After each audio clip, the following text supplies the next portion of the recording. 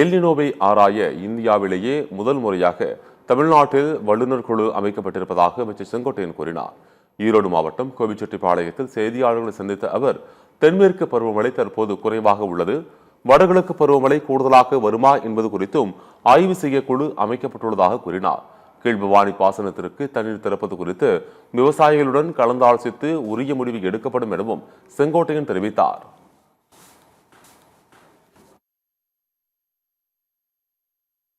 இந்தியாவிலே இல்லாத ஒன்றை நம்முடைய முதலமைச்சர் அவர்கள் ஆணையிட்டிருக்கிறார்கள்.